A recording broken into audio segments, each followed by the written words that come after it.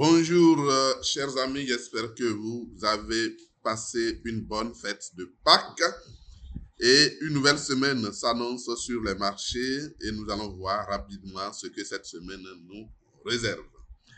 Commençons d'abord par le Bitcoin, comme vous pouvez le constater sur le graphique. Le Bitcoin, depuis notre dernière vidéo, est stationnaire, pratiquement stationnaire.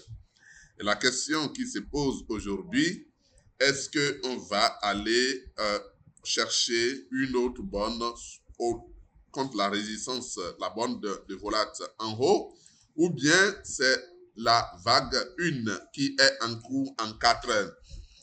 Est-ce que c'est la vague 1 qui est en cours en 4 heures? C'est ça, nous allons essayer de voir rapidement. Alors, lorsque vous voyez ce graphique, comme je le disais, hein, c'est la première vague qui est en cours, seulement que vous savez, les premières vagues, euh, il y a toujours de l'hésitation, puisque les premières vagues sont imprévisibles, nous l'avons dit. Et donc, il faut beaucoup d'incertitudes, et voilà pourquoi c'est la première vague en cours est en train de la faire vraiment d'une façon pas trop jolie à voir. Mais néanmoins, vous devez avoir vos stop-loss au-dessus de 96 400, 96 500, parce que si c'est vraiment la V1, donc on ne doit plus aller au-dessus de 96 500, et du coup, quel que soit ce qui se passe, vous devez être à l'aise. D'accord. Alors, à la rigueur, oui, vous avez vu que la vague, la moyenne, elle est devenue, elle est pratiquement, elle est à ses débuts de descendance. Donc, vous voyez qu'on peut bel et bien venir chercher une deuxième bonne ici. L'essentiel, c'est que vous placez votre FIBO à 61,8%. Vous savez que, quel que soit ce qui se passe, on ne passera pas au-dessus de votre FIBO à 61,8% qui est actuellement à 96 500, 96 350, comme vous pouvez le voir sur mon graphique. Comme vous pouvez le voir sur mon graphique. Alors, donc, c'est mon scénario. Moi, je continue toujours de privilégier ce scénario. Rien n'efface ce scénario pour moi.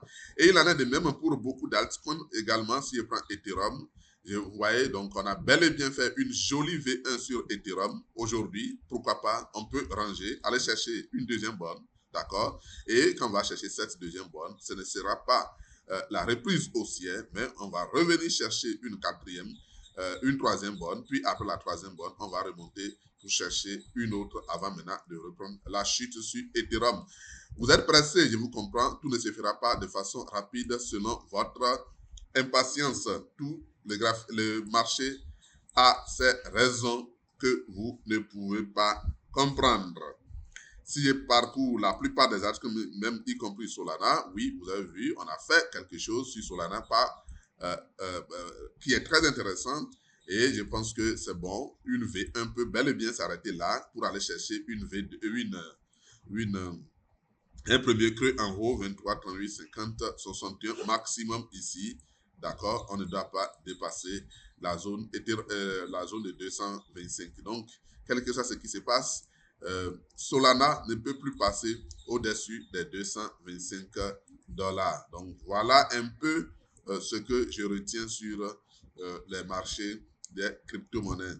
Donc, si vous faites la même chose, il y a certains qui ont couru pour aller chercher presque les deuxièmes bonnes.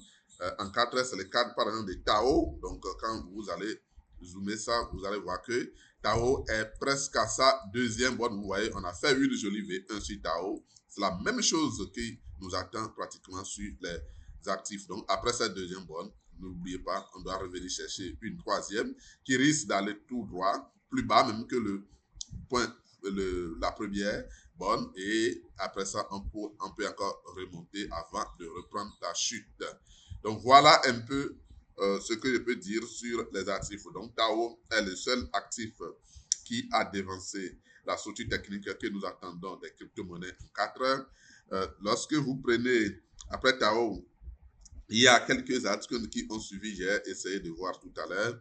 Donc, lorsque vous prenez chaque article, il faut essayer de venir voir en 4 heures qu'est-ce qui se passe. Vous voyez que les moyennes sont déjà descendantes, d'accord? Même sur Ethereum, les moyennes sont descendantes. Donc, tout est descendant sur Ethereum, ok? Donc, oui, pourquoi pas, on peut venir commencer par ranger jusqu'à venir chercher une deuxième borne. Je m'en fiche de où se situera cette deuxième borne en 4 heures. Le reste, c'est que cette deuxième borne, il faut qu'elle soit faite. Et après cette deuxième bonne, vous êtes d'accord avec moi que le marché va reprendre ça chute de façon plus belle. C'est vrai que la moyenne sur Ethereum et sur Bitcoin n'est pas, vous ne voyez pas correctement comment elle est descendue, mais on voit un début de cette moyenne qui est descendante. D'accord? Donc voilà un peu ce que je peux dire sur les crypto-monnaies. Alors, lorsque je passe rapidement sur US 500, oui, US 500, c'est pratiquement la même chose. On a fini la première vague. Aujourd'hui, on est en train de ranger pour aller chercher une deuxième vague, une deuxième borne, d'accord? D'accord? On est en train de ranger pour aller chercher une deuxième borne et ne soyez pas surpris lorsque ce marché, il range et puis vient chercher une deuxième borne avant maintenant de reprendre sa chute. Donc, c'est cette deuxième borne, tout le monde attend en 4 heures parce que quand on va faire effectuer cette deuxième borne en 4 heures, ce sera un joli trade. Ce sera très intéressant. Donc, quand est-ce que cette deuxième borne va s'effectuer? On s'en fiche pas mal. Ce n'est pas ça qui nous intéresse. L'essentiel, c'est qu'on sait que ça doit arriver un jour, mais les camps ne nous intéressent pas du tout. Et lorsque je laisse US 500, il en a de même que US 100. Hein. Bon, pour ceux qui traitent le Nasdaq, oui, c'est la même structure. Donc, vous pouvez constater qu'on a fini une V1, on est en train de finir une V1 et qu'on va ranger jusqu'à venir chercher un jour cette deuxième borne qui sera très intéressante à être tradée. Donc, alors, les marchés ont fait une première phase de la chute. Oui, c'est très bien, mais il reste quelque chose de très intéressant. Ils vont aller chercher la deuxième borne.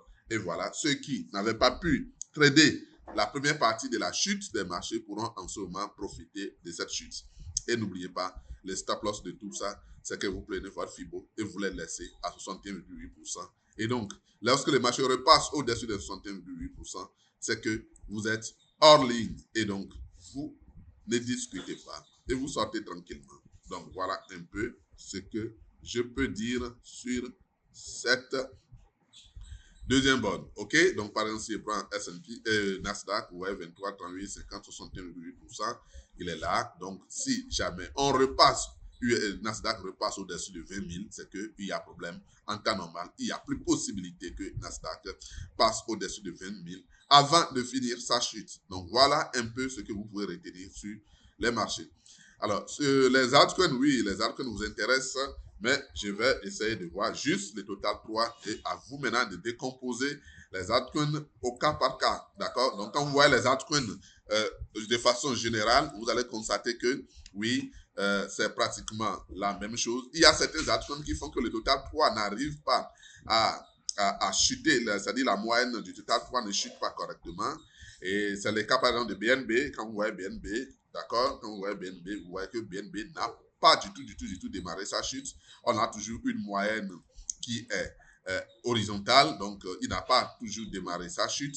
Ça veut dire que quand la chute de BNB et de certains altcoins, il me semble, en dehors de BNB, il y a encore un autre altcoin que j'ai vu hier, mais je ne me rappelle plus exactement.